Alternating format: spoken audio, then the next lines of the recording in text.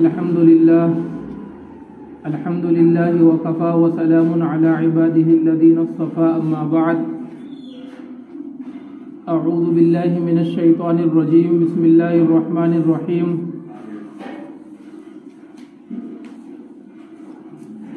يا أيها الذين آمنوا توبوا إلى الله توبة نصوحا وقال النبي صلى الله عليه وسلم يا أيها الناس قد أظلكم شهر عظيم شهر مبارك فيه ليلة خير من 1000 شهر جعل الله صيامه فريضة وقيام ليله تطوعا ومن تقرب فيه بخصلة من الخير كان كمن أدى فريضة فيما سواه ومن أدى فيه فريضة كان كمن أدى 70 فريضة فيما سواه ومن فطر صائما كان له مغفرة لذنوبه وعتق رقبته من النار إلى آخر الحديث أو كما قال عليه الصلاة والسلام. بزرگان محترم اور معزز سامعین، اللہ تعالیٰ کا بے حد فضل اور کرم ہے کہ ہم اور آپ شعبان المعظم کے آخری ہفتے کے اندر چل رہے ہیں. اللہ کے نبی علیہ الصلاۃ والسلام شعبان کے مہینے کے اندر اللہ تبارک و تعالیٰ سے دعا مانگا کرتے تھے کہ اللہم ھذا شعبان وبلغنا رمضان، کہ اے اللہ یہ شعبان کا مہینہ ہے، ہم کو رمضان کے مہینے تک پہنچا. اور دعا مانگنے کا مقصد یہ ہوا کرتا تھا کہ رمضان المبارک کا مہینہ جتنی عظمتوں اور برکتوں اور رحمتوں والا مہینہ ہے، یہ عظمتوں اور رحمتوں والا مہینہ ہم کو مل جائے اور اس کے اندر ہم اپنے گناہوں کی معافی مانگ سکیں. کیونکہ دیکھنے میں یہ آتا ہے کہ رمضان المبارک کے مہینے سے ایک مہینہ پہلے یا 10 دن پہلے، کچھ ایک ہفتے پہلے یا چند روز پہلے لوگ ایسے بھی ہیں جو اس دنیا کے اندر جن کا انتقال ہو گیا اور رمضان المبارک کا عظمت والا مہینہ ان کو نہ مل پایا. اس وجہ سے اللہ کے نبی علیہ الصلاۃ والسلام کا عمل یہ ہوتا تھا کہ رمضان المبارک کے مہینے سے پہلے شعبان کے مہینے میں، اور ایک روایت میں یہ آتا ہے کہ ضعیف حالانکہ روایت ہے کہ اللہم بارک لنا فی رجب و شعبان وبلغنا رمضان، کہ اللہ رجب اور شعبان کے مہینے میں ہم کو برکت دے اور رمضان تک پہنچا. تو اللہ کے نبی علیہ الصلاۃ والسلام کی زندگی کے اندر اللہ تعالیٰ نے فرمایا لقد کان لکم فی رسول اللہ اسوۃ حسنہ، تمہارے لیے بہترین آئیڈیل اور بہترین نمونہ ہے. اللہ کے نبی نے جیسی زندگی گزاری ویسی ہی زندگی گزارو. تو ہمیں اور آپ کو بھی یہ چاہیے کہ رمضان کے مہینے سے پہلے جو چند دن رہ گئے ہیں، مشکل سے ایک ہفتہ، تو ان دنوں کے اندر اللہ تبارک و تعالیٰ کے سامنے یہ دعا مانگے کہ اللہ تعالیٰ ہماری عمر میں برکت عطا فرمائے اور رمضان المبارک کے عظمت والے مہینے کے اندر ہم سب کو داخل فرمائے. اللہ کے نبی علیہ الصلاۃ والسلام جب رمضان المبارک کے مہینہ میں صرف ایک دن رہ جاتا تھا تو اپنے صحابہ کو جمع فرماتے تھے، اور جمع فرمانے کے بعد میں ان کے سامنے تقریر کرتے تھے اور فرماتے تھے یا ایھا الناس، اے لوگوں سنو، قد اظلکم شہر عظیم، ایک بہت عظمت والا مہینہ، بڑا عظیم مہینہ آنے والا ہے. دیکھیے اللہ کے نبی نے فرمایا شہر عظیم، رمضان المبارک کے مہینے کے بارے میں فرماتے ہیں شہر عظیم، یہ عظیم مہینہ ہے. عظیم کسے کہتے ہیں میں آپ کو قرآن پاک سے دکھاتا ہوں. اللہ تعالیٰ نے قرآن پاک کے اندر جہاں پر بھی لفظ عظیم کو استعمال کیا وہاں پر ایک بہت ہی بڑی چیز کو بیان کرنا مقصود ہے. مثال کے طور پر فرمایا ان الشرک لظلم عظیم، یعنی شرک ظلم عظیم ہے. عظیم کا مطلب اتنا بڑا ہے کہ اس کے مقابل کوئی دوسرا گناہ شرک کے برابر نہیں ہو سکتا. اسی طریقے سے اللہ تعالیٰ نے اپنے بارے میں بیان فرمایا وَهُوَ الْعَلِيُّ الْعَظِيمُ، اللہ تعالیٰ بلند ہے اور عظیم ہے، یعنی اتنا عظیم ہے، اتنا بلند ہے کہ کوئی دوسرا اس کے مقابل میں نہیں آ سکتا. اسی طریقے سے اللہ تعالیٰ نے قرآن پاک کے بارے میں فرمایا وَلَقَدْ آتَيْنَاكَ سَبْعًا مِّنَ الْمَثَانِي وَالْقُرْآنَ الْعَظِيمِ، کہ ہم نے تم کو 7 آیتیں، مراد سورہ فاتحہ، ہم نے تم کو سورہ فاتحہ اور قرآن عظیم دیا، یعنی اتنی بڑی ایک کتاب دی کہ دوسری کوئی بھی کتاب اس کتاب کے برابر نہیں ہو سکتی. تو تو اسی طریقے سے قرآن پاک ہی کے طریقے سے اللہ کے نبی علیہ السلام نے فرمایا کہ قد اضلکم شہر عظیم، ایک بڑا عظیم مہینہ آنے والا ہے کہ دوسرا کوئی بھی مہینہ 11 مہینے میں سے کوئی بھی مہینہ لے کر کے آپ آ جائیں، وہ مہینے اس عظیم مہینے کے برابر نہیں ہو سکتے۔ شہر مبارک، یہ برکتوں والا مہینہ ہے، اس مہینے کے اندر برکتیں ہوتی ہیں۔ اور آگے حدیث میں یہ بھی فرمایا کہ یزداد فیہ رزق المؤمن، کہ مومن کے رزق کے اندر اللہ تبارک و تعالی زیادتی کرتے ہیں اور اضافہ کرتے ہیں اس مہینے کے اندر۔ پھر آقا علیہ السلام نے اس مہینے کے اندر جو کرنے والے اعمال ہیں ان کا تذکرہ فرمایا کہ جعل اللہ صیامہ فریضہ، اللہ تبارک و تعالی نے اس مہینے کے اندر روزہ رکھنے کو فرض فرمایا ہے۔ وقیام لیلہ تطوعا، اور رات کے اندر جو تراویح پڑھی جائے گی اس کو اللہ تبارک و تعالی نے نفل یعنی فرض سے ہٹ کر کے سنت مؤکدہ بیان کیا ہے۔ اب ایسا نہیں ہے، بلکہ سنت مؤکدہ میں بھی 20 رکعتیں پڑھنا، یہ نہیں ہے کہ آپ بھی کوئی کہتا ہے کہ 8 بھی پڑھ لیں جب بھی ٹھیک ہے، 20 پڑھ لیں تب بھی ٹھیک ہے، نہیں، بلکہ 20 رکعتیں۔ حضرت عمر رضی اللہ تعالی عنہ کے زمانے میں حضرت عبداللہ ابن عباس فرماتے ہیں، مصنف ابن شیبہ کی روایت ہے کہ اللہ کے نبی علیہ السلام کے زمانے میں جو تراویح پڑھائی گئی اس تراویح کو آپ حضرت عمر رضی اللہ تعالی عنہ نے یہ کہہ کر کے بیان کیا کہ وہ 20 رکعت تھی۔ تو اللہ تعالیٰ کہ نبی علیہ السلام فرماتے ہیں کہ جعل اللہ صیامہ فریضہ وقیام لیلہ تطوعا۔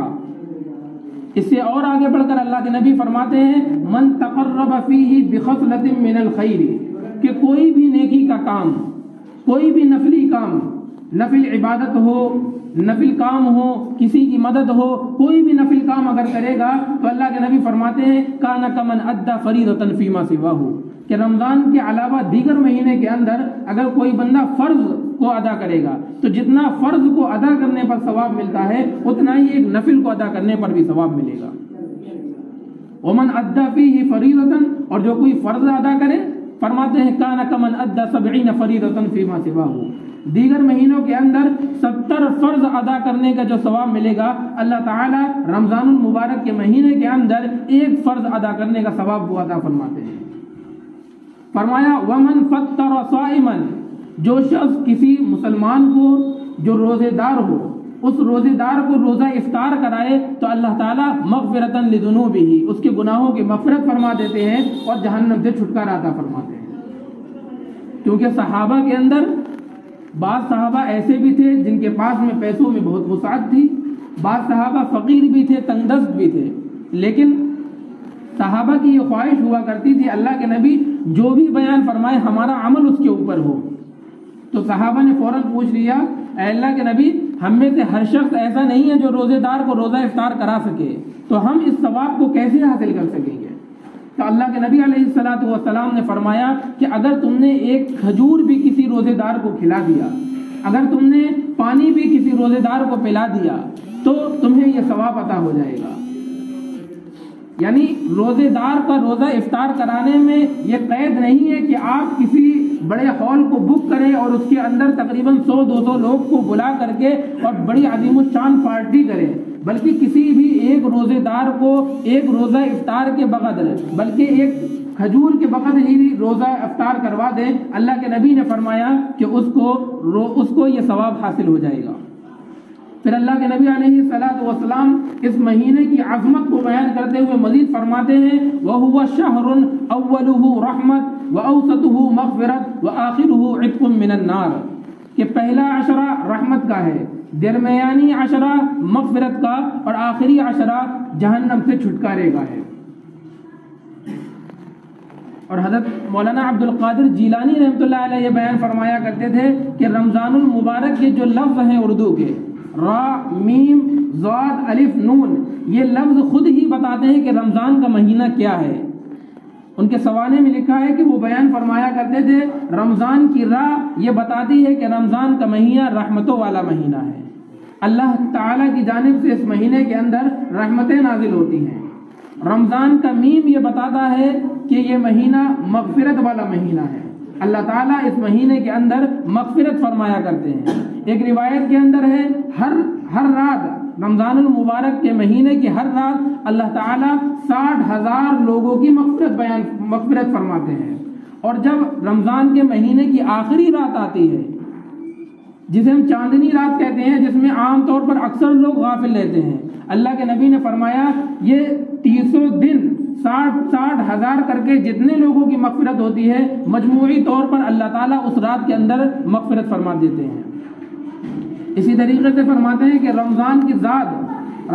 ذات یہ بیان کرتی ہے کہ یہ مہینہ ضمانت کا ہے، یعنی جنت کی ضمانت، جنت کی گارنٹی دینے کا ہے. الف یہ کہتا ہے کہ رمضان کا مہینہ انس اور محبت کا مہینہ ہے، اور نون یہ بتاتا ہے کہ رمضان کا مہینہ نورانیت کا مہینہ ہے. جنت کی ضمانت کیسے؟ اللہ کے نبی علیہ الصلوۃ والسلام نے فرمایا من ضمن لی فی لحییہ ورجلیہ اضمن له فی الجنہ، کہ جو بندہ مجھے ضمانت دے اپنے دونوں جبڑوں کے درمیان کے حصے کی اور اپنے دونوں ٹانگوں کے درمیان کے حصے کی، میں اس کو ضمانت دیتا ہوں جنت کی. یعنی اللہ کے نبی علیہ الصلوۃ والسلام بیان فرما رہے ہیں کہ یہ دو جبڑوں کے درمیان جو زبان ہے، جو اس زبان کا صحیح استعمال کرے، اور جو دو ٹانگوں کے درمیان میں شرمگاہ ہے، اس شرمگاہ کا صحیح استعمال کرے تو میں اس کو گارنٹی دیتا ہوں جنت کی. اللہ کے نبی علیہ الصلوۃ والسلام جنت کی گارنٹی دے رہے ہیں اس بندے کو جو اپنی زبان کا صحیح استعمال کرے، جو اپنی شرمگاہ کا صحیح استعمال کرے. اب آپ سوچیں اور غور کریں کہ 12 مہینوں میں سے اس رمضان المبارک کے مہینے کے اندر، اس ایک مہینے کے اندر بھی اگر ہم اپنی ان دو چیزوں کی اگر حفاظت نہ کر پائے تو پھر کون سا وہ ایسا مہینہ یا دن آئے گا جس کے اندر ہم اپنی ان چیزوں کی حفاظت کریں گے. تو کوشش یہ کریے، ارادہ یہ کریے کہ اس مہینے کے اندر ہم اہتمام کریں گے ان دو چیزوں کی حفاظت کا، تو انشاءاللہ ثم انشاءاللہ اللہ کے نبی علیہ الصلوۃ والسلام کی گارنٹی کے مستحق ہوں گے. اور اللہ کے نبی علیہ الصلوۃ والسلام نے جس شخص کے بارے میں گارنٹی لے لی، اگر اس گارنٹی کے اوپر وہ پورا کھرا اترا تو اللہ کے نبی علیہ الصلوۃ والسلام سفارش کرائیں گے اور جنت کے اندر داخلہ فرمائیں گے.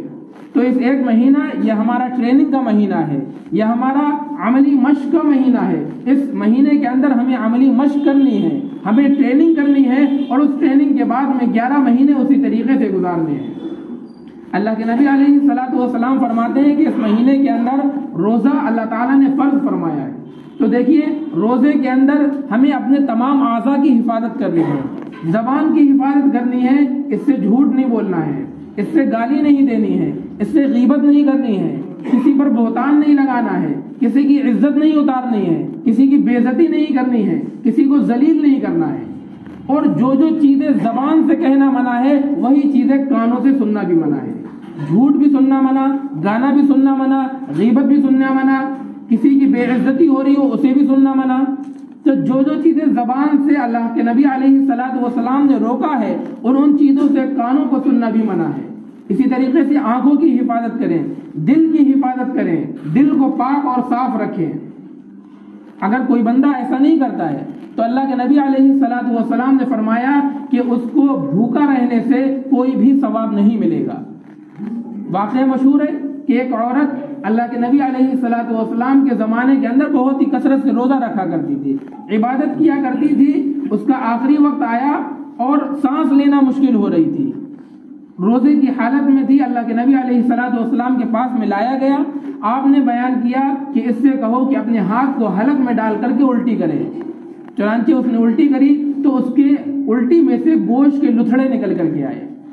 اللہ کے نبی علیہ الصلوۃ والسلام نے کہا کہ اپنے مسلمان بھائی کی غیبت کرنا، یعنی کوئی ایسی مسلمان بھائی کی اس کے پیٹھ پیچھے بات کہنا جو یقیناً اس کے اندر موجود ہو،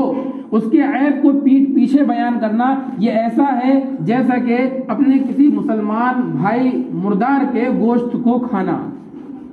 اس نے غیبت کری تو گویا کہ اس نے اپنے مسلمان بھائی کے گوشت کو کھایا ہے.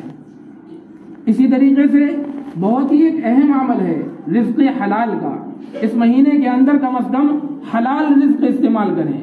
حرام سے پرہیز کریں. اللہ کے نبی نے فرمایا ایک بندہ ایسا ہے جو روزے رکھا کرتا ہے، جو عبادت کیا کرتا ہے، دیکھنے میں پریشان ہے، پر آگندہ ہے، اللہ کے در پر آ کر کے دعائیں مانگا کرتا ہے، اللہم یا ربی کہا کرتا ہے، لیکن اس کی دعائیں قبول نہیں ہوتی. اللہ تعالیٰ اس کی ایک بھی دعا کو قبول نہیں فرماتا. کیوں؟ ملبسہم حرام ومشربہم حرام، کہ جو کھا رہا ہے وہ بھی حرام ہے، جو پی رہا ہے وہ بھی حرام ہے، جو پہن رہا ہے وہ بھی حرام ہے، تو اس کی دعا کیسے قبول ہو جائے گی؟ حجاج بن یوسف کتنا ظالم بادشاہ گزرا ہے. اس کو جب یہ بتایا گیا کہ کچھ علماء بستی کے اندر موجود ہیں جو مستجاب الدعوات ہیں، اگر وہ کسی کے بارے میں دعا کر دیں تو اس بادشاہ کا تخت ہی پلٹ جاتا ہے. تو اس ظالم بادشاہ کو یقین تھا کہ اگر یہ مستجاب الدعوات لوگ ہیں، یہ دعا کریں گے تو ہمارا جو تخت ہے وہ پلٹ جائے گا. چنانچہ اس کی جو حرام کمائی تھی، حرام سے کمایا ہوا جو پیسہ تھا، اس نے اس حرام کمائی میں سے ان علماء کی دعوت کی، ان کے نام لکھوائے، ان کی دعوت کی، اور اس نے بڑی عظیم عظیم غذائیں اپنے دسترخوان پر رکھی، اور رکھنے کے بعد میں ان علماء کو بلایا، ان کو کھانا کھلایا. جب علماء کھانا کھا چکے تو پھر ان سے مسخرے کے طور پر کہتا ہے تم ہمارے لیے اب بد دعا کیسے کرو گے؟ ہم نے تو تمہیں حرام کھلا دیا اور حرام کھانے کے بعد میں دعائیں قبول نہیں ہوتی ہیں. یعنی ایک ظالم بادشاہ، اس کو بھی اللہ کے نبی علیہ الصلوۃ والسلام کے اس فرمان کے اوپر اتنا یقین تھا، اتنا مضبوطی کے ساتھ یقین تھا، وہ بھی جانتا تھا کہ اگر کوئی بندہ، خواہ وہ کتنا ہی بڑا عالم کیوں نہ ہو، کتنا ہی بڑا پرہیزگار کیوں نہ ہو، اگر وہ بندہ حرام کھا لے گا، خواہ ایک مرتبہ حرام کیوں نہ کھائے، تو اللہ تبارک و تعالیٰ اس کی دعا کو قبول نہیں فرماتے ہیں. اس نے یہ ٹیکنیک اپنائی اور ان علماء کو حرام کھلایا. تو کہنے کا مقصد یہ ہے کہ حرام کمائی سے بچیں، حرام کھانے سے بچیں، حرام لقمے سے بچیں، اور کم از کم اس مہینے کے اندر تو حرام سے بچیں. ایسا نہ ہو صبح سے لے کر شام تک ہم اللہ تعالیٰ کے لیے روزہ رکھیں اور شام کو جب ہمارا افطار ہو تو حرام کمائی سے افطار ہو. اللہ تعالیٰ نے قرآن پاک کے اندر جہاں پر رزق حلال کا تذکرہ کیا ہے، وہاں پر حرام سے بچنے کا بھی تذکرہ کیا ہے کہ حرام سے بچو اور حلال کمائی استعمال کرو. اگر آپ کی کوئی کمائی مشتبہ درجے کی ہے، حلال نہیں ہے، تو کم از کم آپ کی جو کمائی راشن آتا ہے، جو کھانے پینے کا سامان آتا ہے، اس کھانے پینے کے سامان میں اس مشتبہ چیز کو، اس حرام چیز کو نہ لگائیں. اگر کمائی آ رہی ہے تو اس کو کہیں اور لگائیں، کھانے پینے کی چیزوں میں، اپنے راشن میں، کھانے کی استعمال کرنے والی چیزوں میں نہ لگائیں. اگر حرام کمائی ہوگی تو اللہ تبارک و تعالیٰ دل کو کالا فرما دیتا ہے، اور پھر اس کے بعد میں نیکی کی توفیق بھی نہیں مل پاتی. تو اللہ کے نبی علیہ الصلوۃ والسلام رمضان المبارک کے مہینے سے ایک دن پہلے اپنے صحابہ کو اکٹھا کر رمضان المبارک کے مہینے کے بارے میں ارشاد فرمایا کرتے تھے. اس حدیث کو میں نے آپ کے سامنے پڑھا. حدیث کے کچھ ٹکڑے رہ گئے، انشاءاللہ اگلے ہفتے اس کو بیان کیا جائے گا. تو دعا کریں کہ اللہ تبارک و تعالیٰ کے حبیب جس طریقے سے رمضان المبارک کے مہینہ شروع ہونے سے پہلے دعا مانگا کرتے تھے، اے اللہ ہم کو برکت دے اور رمضان کے مہینے تک پہنچا،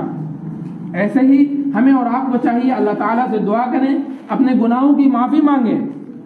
تاکہ رمضان المبارک کا جو مبارک مہینہ آئے، اس مہینے کے اندر جب ہم جائیں تو پہلے ہی سے ہماری مغفرت ہو چکی ہو، پہلے ہی سے ہمارے گناہ معاف ہو چکا ہو، پہلے ہی سے ہمارا دل پاک اور صاف ہو چکا ہو، پہلے ہی سے ہماری عادت بن چکی ہو زبان کو روکنے کی، کانوں کو روکنے کی، دل کی حفاظت کا طریقہ ہمیں اپنا چکے ہو. تو اس ایک ہفتہ ہے، اس ایک ہفتے کے اندر اہتمام کریں کہ رمضان المبارک کے مہینے کے اندر جو ہمیں کرنے والے کام ہیں ان کو کرنے کی توفیق اللہ تعالیٰ عطا فرمائے، گناہوں سے بچنے کی توفیق عطا فرمائے، ہماری عمروں میں برکت عطا فرمائے، اور رمضان المبارک کا عظمتوں اور برکتوں والا مہینہ ہم سب کو عطا فرمائے. آمین. وآخر دعوانا الحمدللہ رب العالمین.